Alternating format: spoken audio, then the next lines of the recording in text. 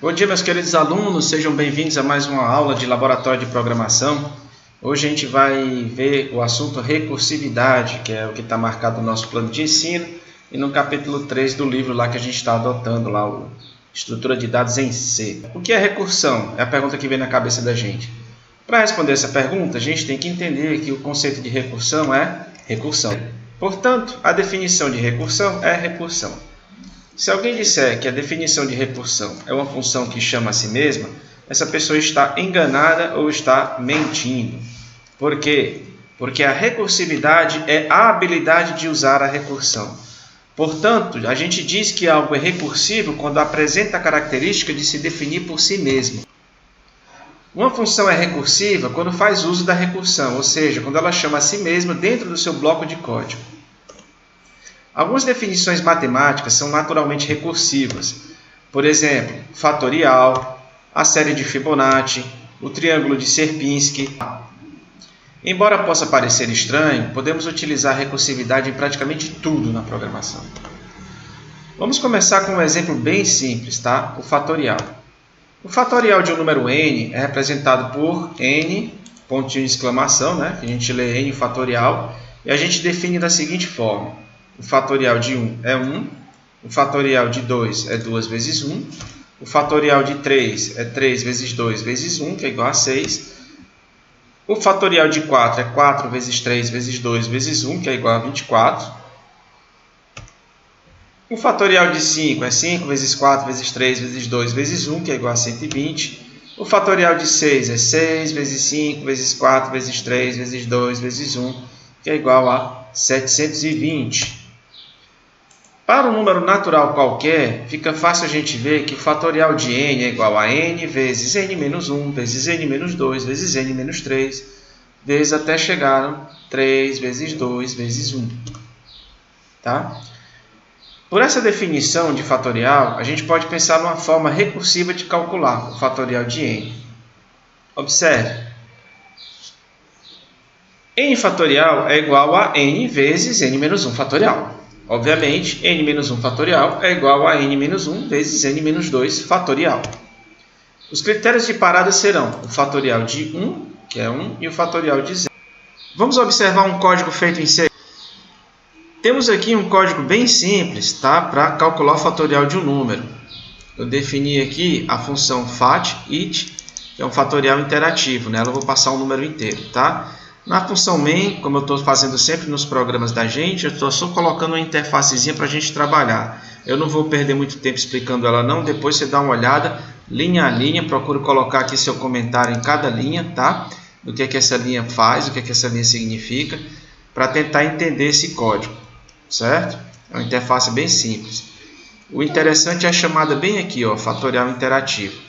Na função fatorial interativa, eu passo um número n qualquer, natural, tá? Tem que ser um inteiro positivo, ou seja, um natural.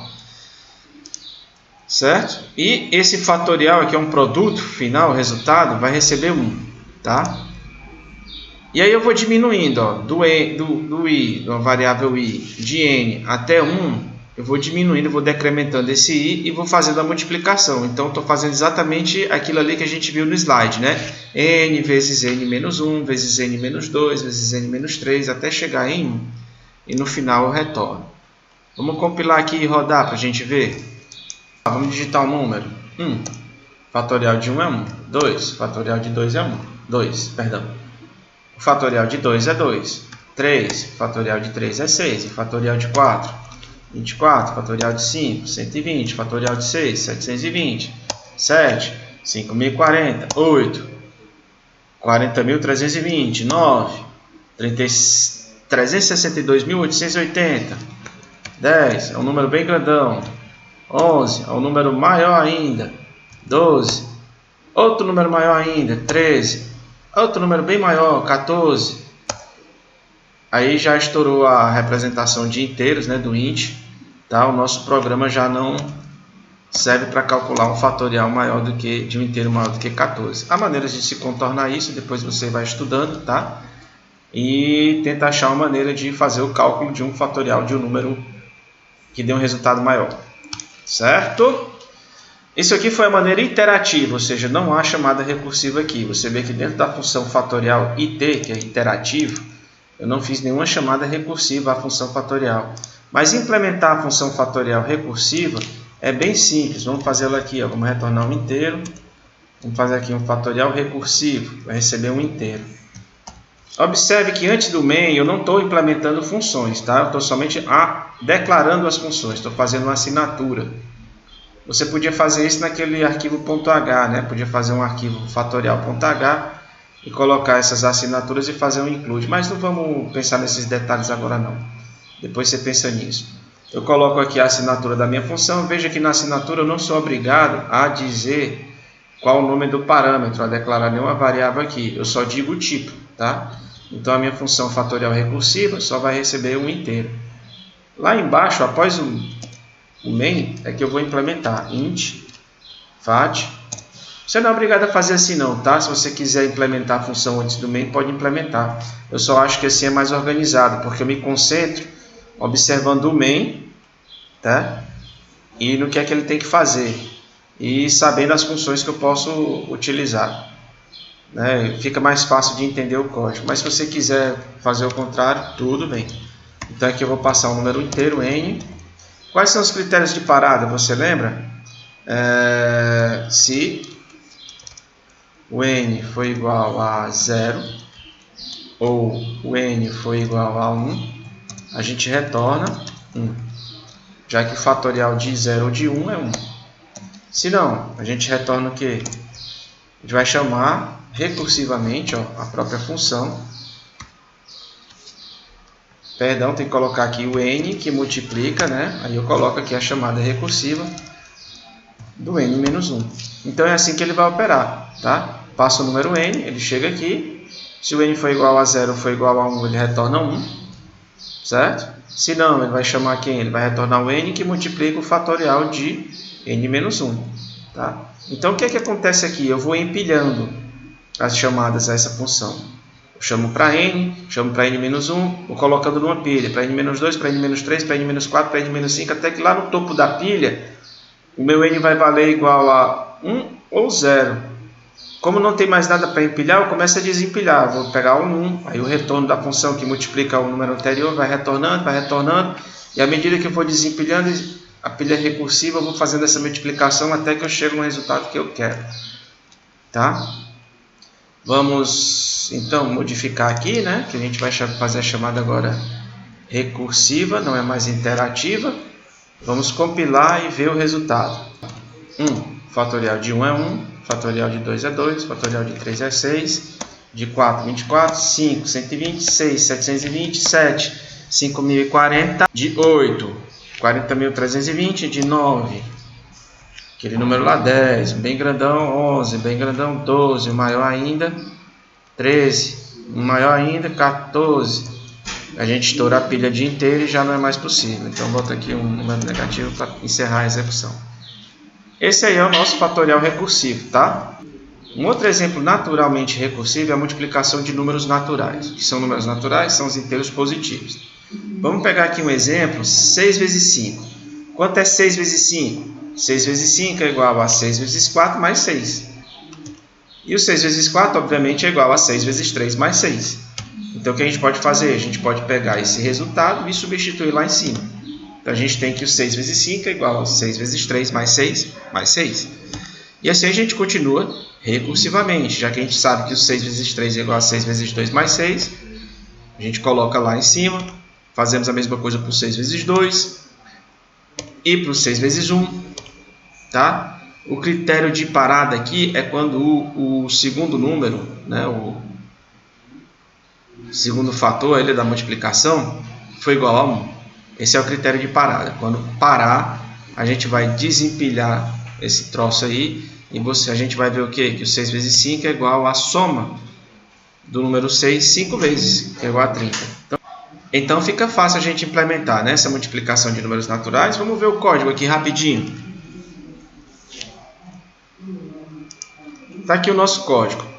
Eu declaro aqui a função, tá? Isso aqui é a assinatura dela. Multiplica natural, vai receber 2 números inteiros, certo? E aqui embaixo a multiplicação dela, tá? Se o A ou B for igual a zero, a gente sabe que o produto de qualquer número natural pelo zero é zero, a gente retorna zero, certo? Qual foi o critério de parada que a gente estabeleceu? Quando o segundo número, o B, foi igual a 1, tá? Foi igual a 1. Nesse caso, a gente retorna A, ok? No final das contas, a gente faz o quê? Se não for igual a 1, a gente vai retornar uma chamada recursiva do A, que é o primeiro número, mais a chamada recursiva, certo? Da multiplicação natural, decrementando o B de uma unidade. Foi assim que a gente fez no exemplo lá, 6 vezes 5. Ok? Vamos lá rodar? Digite o número. Vamos colocar o mesmo exemplo do slide, né? 6, outro número, 5. 30. Tá aí, ó. Posso colocar qualquer outro número. 4, 3, 12. Se eu colocar aqui 12 vezes 100, 1.200. Então, essa continha aí vai funcionar para qualquer número natural, tá? Vou colocar aqui o número negativo, que aí atinge lá o nosso if e sai do programa. Certo? É isso. Outra definição matemática naturalmente recursiva é a série de Fibonacci, tá? Como é que a gente define a série de Fibonacci? Cada elemento é a soma dos dois elementos anteriores. Os dois primeiros elementos são 1 e 1. Perdão, alguns consideram o 0 como primeiro elemento, tá? Mas tanto faz, vai funcionar da mesma forma. Então vamos considerar aqui o 0 e 1 como os dois primeiros elementos. Então a gente tem aqui, ó, 0 e 1, começa a nossa série. O próximo número vai ser a soma dos dois anteriores. 0 mais 1, 1. Então fica 1. O próximo número vai ser a soma dos dois anteriores. 1 mais 1, 2. E assim a gente continua. Ó. 1 mais 2, 3. 2 mais 3, 5. 3 mais 5, 8. 5 mais 8, 13. 8 mais 13 dá 21. E por aí vai. Ou seja, qualquer posição n que eu quiser achar da minha série, ela vai ser igual a quem? A n menos 2 mais n menos 1. Isso é fácil de observar, tá? Vamos ver o código implementado em C da série de Fibonacci. Temos aqui o nosso código da série de Fibonacci. Eu declarei aqui a minha função, tá? Novamente, eu repito, para ficar bem claro, aqui antes do main eu só coloco a assinatura da função e nem digo o nome da variável do parâmetro, tá? Que é passada como parâmetro, certo? Só digo o tipo. Lá embaixo é que fica o que interessa, ok? Aqui, nessa linha, é o critério de parada, ou seja, quando n igual a 1 ou n igual a 0, eu retorno o próprio n, tá? Ou seja, os dois primeiros números da série de Fibonacci serão esse aqui. E os próximos serão o quê? É uma chamada recursiva para n menos 2, somando outra chamada recursiva para n menos 1. Vamos rodar para ver aqui? É bem facinho. Digite o número 1. O primeiro número da Fibonacci é 1, é óbvio. 2. O segundo número de Fibonacci é 1. 3. É 2. 4, 3, 5, 5, 6, 8. Tá aí vai. 7. Qualquer posição aqui eu vou achar o número da série de Fibonacci. Tá? Colocar o número negativo para sair do programa. E é isso. A série de Fibonacci, multiplicação de natural e fatorial são exemplos um pouco simples. Vamos procurar aqui um exemplo mais elaborado, tá? Para o uso de recursividade. Um exemplo mais elaborado é a busca binária. Imagina aqui um vetor de inteiros ordenados, tá? Então a gente tem aqui esse vetor, certo? Como é que a gente pode saber se o valor 3 está presente nesse vetor? A maneira natural seria percorrer o vetor sequencialmente, índice a índice, para saber se o valor daquele índice corresponde ao valor que a gente está buscando. Vamos lá, menos 5 é igual a 3? Não é. Menos 1 também não é. 2 também não é. 3, pronto, achou. Nesse caso, a gente teve sorte, porque o elemento estava logo de cara no começo do vetor. Só que imagina um vetor bem maior, com 1 milhão de elementos, e esse elemento que a gente está buscando esteja lá nas últimas posições. A gente vai ter que buscar no vetor todinho, né, até achar. Existem maneiras mais espertas de fazer isso, e uma delas é a busca binária. Na busca binária, a gente vai dividindo recursivamente o nosso vetor em duas partes para poder achar o número que a gente está procurando. Vamos aqui para o nosso exemplo. Temos esse vetor e a gente quer buscar o número 3. A gente vai primeiro buscar o número do meio. Quem é o número que está no meio do vetor? Quem é o ponto central? É o 10.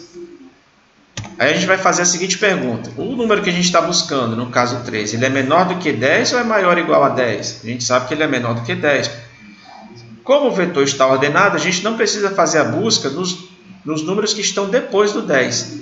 Tá? A gente vai fazer a busca nos que são menores do que 10. Ou seja, a gente vai fazer a busca na primeira metade do vetor. Aí vamos fazer outra chamada recursiva. Qual o número do meio dessa metade que a gente está procurando? 2. Aí a gente se pergunta, o 3 é menor do que 2 ou maior ou igual a 2? É maior ou igual a 2. Então a busca vai ser feita onde? A primeira metade desse vetor não interessa. A gente vai fazer a busca na segunda metade. Observe que na próxima chamada recursiva, a gente já vai achar o valor 3, tá? Porque ele já vai ser a metade do vetor. Vamos ver o código? O código que a gente fez aqui para a busca binária é um pouquinho mais elaborado. A gente usou aqui alguns defines, tá? E um monte de função para auxiliar a gente, certo? Define, eu estou definindo o tamanho do vetor aqui, eu estou colocando 53. Isso quer dizer que eu vou gerar aleatoriamente um vetor de 53 inteiros, tá? Para poder usar números aleatórios, pseudo-aleatórios, existe uma função chamada rand no C. E para fazer uso dessa função, eu tenho que importar a biblioteca stdlib. Está aqui o comentário, necessário para usar o srand. Tá? O time.h é necessário porque eu vou gerar números aleatórios de acordo com a hora do sistema, para poder eles serem o mais aleatórios possíveis. Esse tam, como eu falei, é o tamanho do vetor. A gente vai ter um vetor de 53 posições, portanto o índice vai do 0 até o 52. E o range aqui é quando eu for fazer uma pergunta, digite um número para busca no vetor, tá? Aqui eu tenho as seguintes funções. Preencher array é uma função que eu fiz para gerar os tais 53 números aleatórios. Troca vai ser necessário para eu fazer a ordenação. Eu não vou explicar a ordenação agora, tá? Mas eu peço que depois vocês deem uma lida no Quicksort, que é um algoritmo de ordenação, e depois comparem com a minha implementação, para tentar entender como é que ele funciona. Certo? Então essas três funções aqui são para ordenar um vetor. Eu estou usando o Quicksort, eu nem vou explicar o código delas. Certo? Por quê? Porque nessa preencher array eu vou gerar 53 números aleatórios. Obviamente esses 53 números aleatórios não estão ordenados. E a minha busca binária só vai funcionar se o vetor estiver ordenado. Por isso que eu coloquei essas três funções. Esse printv é só para eu ver o vetor. Certo? É uma função que eu fiz. Depois você olha o código dela, eu também não vou explicar agora. E você tenta entender como é que ela funciona. O nosso foco de interesse é o bin search, que é a busca binária. O main, como eu falei, é só uma interface para a gente trabalhar, tá? E aqui embaixo é que interessa aqui, ó, o nosso bin search. Nosso bin search ele vai receber um vetor de inteiros, representado aqui como se fosse um ponteiro para inteiro. Quando a gente for trabalhar e explicar ponteiros e vetores, a gente vai entender melhor como é que isso funciona, tá? Isso aqui é o número n que eu estou buscando, o inteiro n que eu estou fazendo a busca. Então eu vou buscar n dentro do A. Isso aqui é onde eu começo dentro do A e onde eu termino. Então, são índices que indicam o início e o fim de cada metade que eu estou procurando. Certo? Se o início for maior do que o fim, significa que eu percorri todo o vetor e não achei o número que eu buscava. Se eu não achei, eu retorno menos 1. Menos 1 está indicando que o valor não está presente. Lembre-se que é um vetor de números positivos. Tá? Então, não vai haver nenhum valor negativo. Se o seu vetor, depois você for fazer um exercício com um vetor de números negativos, você vai ter que retornar uma outra coisa aqui, uma outra flag, tá? Indicando que o vetor não está presente. Pronto, aqui é que começa a busca binária. Aqui eu vou calcular o meio. Como é que eu calculo o meio? Eu pego o índice de início, o índice do final, soma e divide por 2. Você vai dar o meio. Tá? Se o número que eu estiver procurando for o valor do meu vetor índice meio, eu retorno o índice onde está o valor. Tá? Não é necessário eu voltar o valor, porque o valor eu estou buscando, não. Eu só quero saber o índice, onde exatamente no vetor que o valor está. Se o n, o meu valor que eu estou procurando, for menor do que o a índice meio, ou seja, ele está na primeira metade do vetor, eu faço uma chamada recursiva, do início até o meio mais 1. Por que não o meio, professor? Porque eu já sei que ele não é igual ao a índice meio, ele está antes do a índice meio, certo? Ele é menor, então ele está antes. Caso contrário, se ele for maior, ele está na segunda metade, ou seja, ele está do índice meio mais 1 até o fim. Então, essas duas chamadas recursivas é que vão guiando a minha busca binária, dividindo o vetor pela metade e fazendo uma busca ou na primeira metade ou na segunda metade até achar o valor. Bom, vamos voltar aqui para o main. Como eu falei, o main é só uma interface para brincar, né? E vamos rodar. Pronto, esse aqui é o meu vetor, 53 números aleatórios, certo? Observe que alguns são repetidos porque, obviamente, são aleatórios, tá? E estão ordenados. Vamos buscar aqui o 51. Pronto, ó, o valor 51 está no índice 10, ou seja, o V índice 10 é igual a 51. Vamos contar aqui, ó, 0, 1, 2, 3, 4, 5, 6, 7, 8, 9, 10. É, isso mesmo, está funcionando. 68 deve ser o 11, né? Pronto, ó, o 68 está no índice 11, o vetor índice 11 é igual a 68. Vamos pegar um número repetido, 92. Ó, 92 está na posição 18. Observe que ele vai pegar a primeira ocorrência, tá? Ele não vai pegar as duas, ele vai pegar a primeira ocorrência do valor, certo? Talvez um bom exercício seja um jeito de você, primeiro, um bom exercício, primeiro exercício é gerar um vetor aleatório sem números repetidos, tá? E um outro exercício é uma busca que retorne todos os índices, tá? Onde é esse valor o valor que você está procurando. Essa é bem difícil, né? Porque primeiro você não sabe se o número se repete nem quantas vezes ele se repete. Vou digitar aqui o número negativo para encerrar meu programa. E é isso, tá? Bom, como eu falei, eu não vou explicar as outras funções de preencher, de troca e particionar e o quicksort, mas eu deixo aqui para vocês estudarem o quicksort, tá? E outras técnicas de ordenação, entender como é que funciona o quicksort e fazer a sua própria implementação do quicksort, tá? Não só do quicksort, mas de outras técnicas. Por hoje é só. Eu espero que todos tenham entendido. Se eu deixei alguma dúvida, se alguma coisa você não entendeu, alguma sugestão que você queira dar, eu peço novamente que você procure os comentários, coloque nos comentários, pode ser aqui do vídeo, pode ser lá na sala de aula da turma, ou pelo grupo de WhatsApp, né, da nossa disciplina. Bom, é isso, muito obrigado a todos e cuidem-se bem. Até a próxima.